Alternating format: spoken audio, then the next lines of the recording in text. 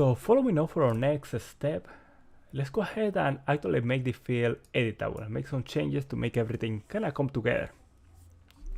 So the first thing I want to notice here is that our field right now is read only. So the first thing I want to do is to make the field actually being able to be edited when we click our button right here. So let's go ahead and do that. And the first step in that direction, similar to how we did with our delete, let's go ahead and add an edited property. And this is gonna be calling a function. It's gonna be this that edit task. And again, we're gonna need our index in here, since we need to know which task we're referring to. Let's go ahead and declare our function right here. Edit task. Our index is gonna be our ID. Log editing.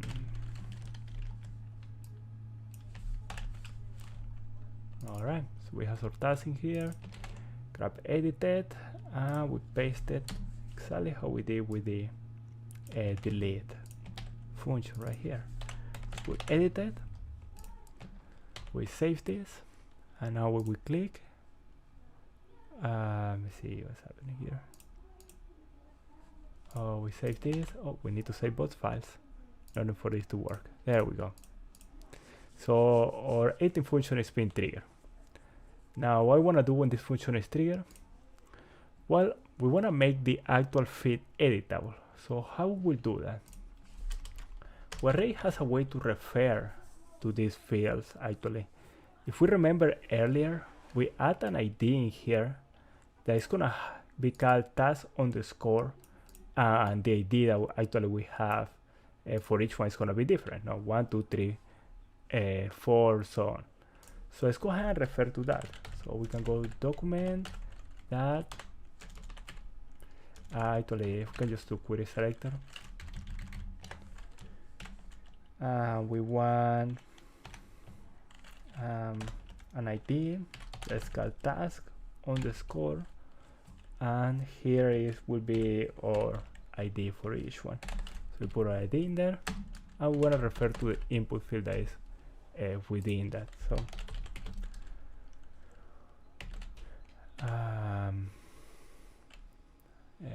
field, I guess. Not the best name. There we go. Task field. That works better. All right. For this field, we want to go ahead and remove the attribute read only. All right. So we go ahead and save this. Go ahead and click, and you see now my cursor is back. One thing that I would like to do too here is to actually put us in that field so we can edit it right away. So let's put a focus in there. As soon as I click, I'm focusing within the field. So this is perfect, exactly what we want. Now, since we have a way to render it editable, we also want to have a way for this to stop, no? In order to do that, we can go ahead and detect when the field is stop being focused on, and that will be an onBlur event. So let's go ahead and add onBlur. This is gonna be equals to props that read only, I guess we can call it. I guess array unmodifiable, something like that will work. Let's go ahead and call array unmodifiable. It's gonna be equals to our arrow function, and this that read only. There we go. All right. So I have this. Actually, in this case, we can use our event, since we're detecting the input field itself. We can use our event to notice when this field is being triggered or not.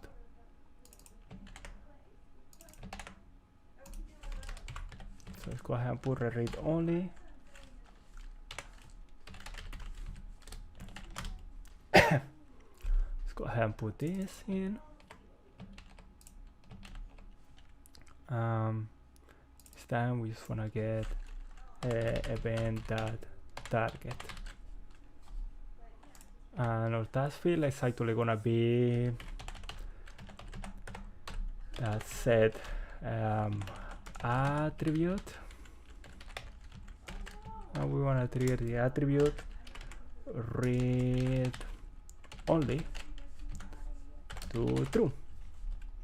And we save this. Just make sure we color everything correctly. Save both of them. We click. Field is editable. We click away.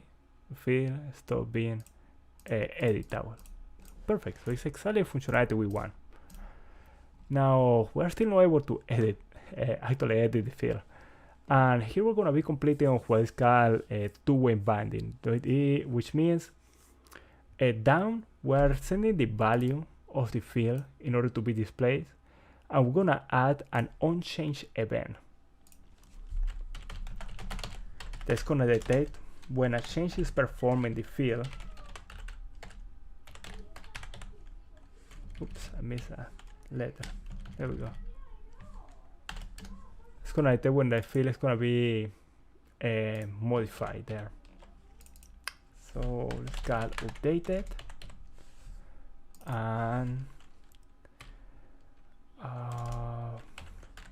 update task. Perfect. This time actually when we wanna update the task, we notice that we need two things.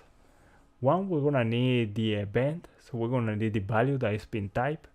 And two, we're gonna actually need a way to differentiate this event, this task from the other tasks in the list. So let's go ahead and do that. So let's add here not only our event, but also index. So we have a way to differentiate that, to make reference to the element. And update task. We need our event, and we also need our ID. We're gonna be doing a lot of familiar things in here. So one, similar to how we did with our read only, by the target, and this time we're gonna need the value that's been displayed in the field. And similar to how we did here with total completion and our delete task and all of these ones, we're gonna need a temporary list that is actually gonna take the values from our actual list. And we're gonna need to have this set state to go ahead and make the change to the actual state. So perfect, we have the field, we have the temp. Now we just need to modify the field. So we have temp list in the position ID, and we're gonna modify the name to be equal to the task field. Actually, a better name for this would be task name. There we go. Now we save this, and we also save this. Let's make sure we color names correctly. Perfect. Update. There we go. Update task. Update task. Make sure we color our names correctly. Let's go ahead and refresh. If we click, we notice that now we can modify the field. Let's go ahead and click away. Perfect, the field is unmodifiable. We can go ahead and add a new task. We can go ahead and add the task. We can click away, and the field is unmodifiable, and we can delete any task that we don't want. So all our basic functionality is there.